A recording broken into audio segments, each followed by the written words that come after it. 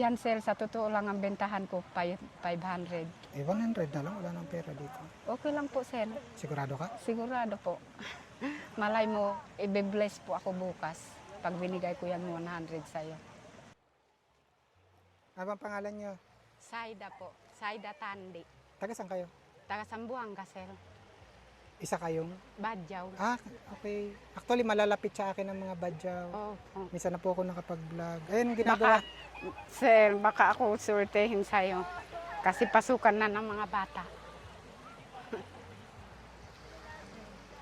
Maghapon, sir, 250 lang ang benta ko. Matumal po ang bentahan namin ngayon. Nag-aaral ang mga anak nyo? Opo, Ilan ba anak nyo? 4 po. Ba't nyo dinamihan? Joke lang nanay. Ano ang pangalan nyo? Saida Tandi po. Ay, si Mr. Anong hanap buhay? Patay na po, sir. Solo parents na Solo po ako. parent. Opo. Alin dyan ang maswerte? Pag-pray na lang kita, sir. Mahirap po magsinungaling. Ipag-pray na lang kita, panalangin ko gabi-gabi. Kung ipag-pray mo ako, anong sasabihin? O, halimbawa, pinag-pray mo ako, anong sasabihin mo habang nag-pray ka? Badyaw na lang po, sir. Sige po. Ang panalangin ko. Tuhan, magsukor to ng malaw ito si Sir Binje, ito si Baybuanan no Kosog, Buwaran no Barakat, pinga-pinga palang nanay, kana gabay maiyay Tuhan. Alaman niya imposible, ang andol to ang makaatuhan. Tuhan ya si Sir Binje ito ayay hanap buhay nay, kana magpapalago, kana mo kalakasan, kana mo blessing maiya. Pangalan ni Isa Almasi, Amen. Ano sa Tagalog yun? Yung pagpalain ka ng kalakasan, ng kaligtasan, sir. Tapos yung hanap buhay mo, bibigyan ng sagana. Kahit saan ka nakarating, kasama mo ang Diyos. Bilang isang badyaw, nakakaranas ba kayo na yung pagtrato na parang iba kayo sa iba? Opo, sir. Minsan naranasan namin, sir, yung binubuli kami, minamalit po kami. Sa anong dahilan? Yung mababa po ang tingin nila sa badyaw. Ikaw, personally, kung meron kang mensahe dun sa mga tao na ganun yung iniisip sa inyo? Panalangin ko na lang po, sir. Kaya po ako mag-check up sa mga anak ko para po balang araw, kahit katutubo kami, pinagmamalaki ko po na may pinag-aralan yung mga anak ko. Hindi po gumaya sa akin kasi ako, sir, wala po ako pinag-aralan. Hindi ako marunong magbasa. Tiwala lang po, sir. Ano bang pangarap mo para sa mga anak mo? Ang pangarap ko po, yung nakatapos po sila, hindi lang badyaw po na hindi nakatapos, walang pinag-aralan. Kaso lang po, yung mahirap, sir, ang hanap buhay. Pero awa ng Diyos, ano naman po ako yung pang-araw-araw ng anak ko, yung baon, araw-araw. Ano bang grade na nila? 4th year na po siya, sir. Yung bunso? Opo. 4th year na yung bunso? Opo, nandiyan kasama So, malalaki ko po, sir. na? Malaki na po, sir. Awa ng Panginoon. Dito lang po ako kumukuha, sir. Ito yung talaga yung kabuhayan mo. Opo. Dati po, sir, namamalimos po ako. Pero may tumutulong po sa amin yung DSWD po, sir. Tapos born again, doon po ako natuto, naghanap buhay. Dati po natutulog kami sa kalsada, sa San Pablo po. Pero ngayon po, natuto na po ako, hindi na po ako namamalimos. Ginusto mo bang mamalimos ka? Hindi po. Kasi hindi kami natuto. Kasi alam mo naman po, ang badyaw sa dagat lang. Sa dagat lang ang bahay namin. Doon po kami lumaki sa dagat, sa bahay. Kasi sa Sambuang kasi, ang bahay namin dagat. Pero umalis po kami doon, yung magulo na po siya.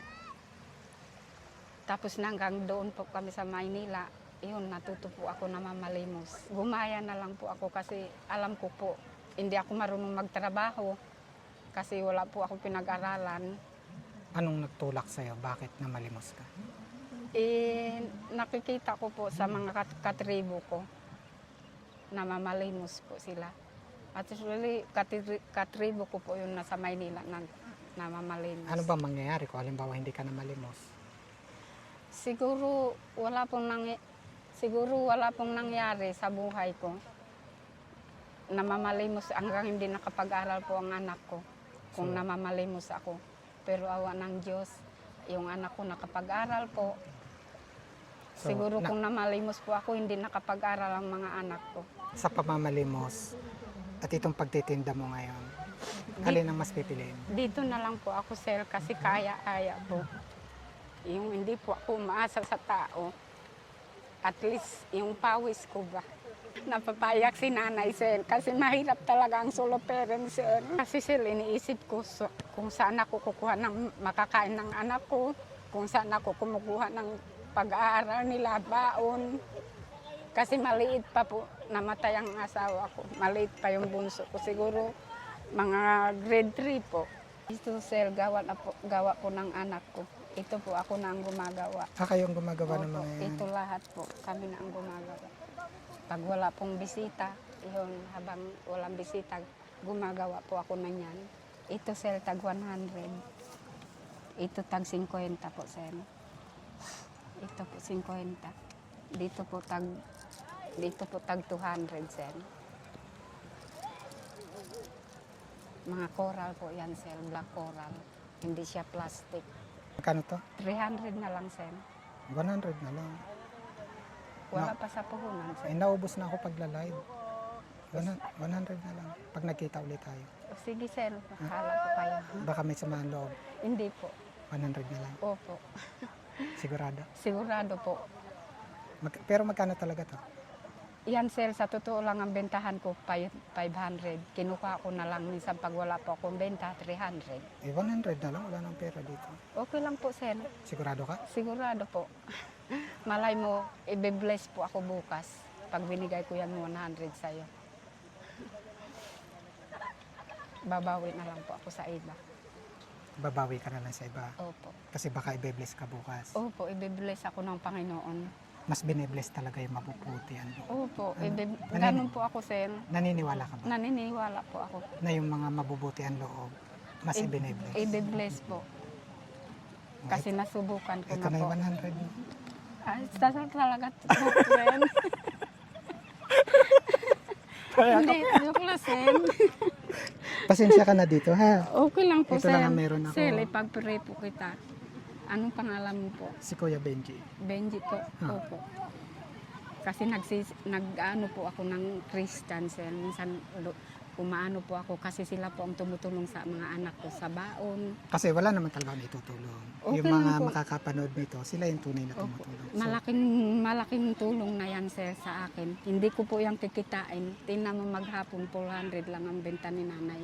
andun pa ang puhunan. Nandoon pa po puhunan. Tingnan mo, sir. Eh, paano makakatulong ito sa iyo? Malaking bahay na, sir, pangbili ko ng mga ng mga bata.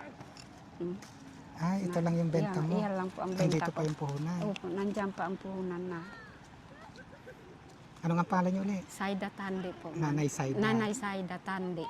Ito Nanay Saida i-upload ko, ha? Opo, okay Walang lang. katiyakan, pero magbabaka sakali tayo. Malay mo Okay naman lang. sa makakapanood. Opo. Biglang may mag-message kay Kuya Benji, matulungan ka sa iyong kalagayan. Opo, pero hindi ako marunong yung mag-follow kasi hindi marunong si nanay magbasa. Pero andito ka palagi. Opo, nandito po kami. Sa isang linggo pa po ang uwi namin. Ano sabi niya? Hindi kayo. Hindi ako marunong magbasa. Pangalan ko lang ang alam ko isulat. Pero yung anak ko marunong. Yun ang dahilan, kaya nagsisikap ka Opo, para sa makapag-aral anak. yung anak. Opo.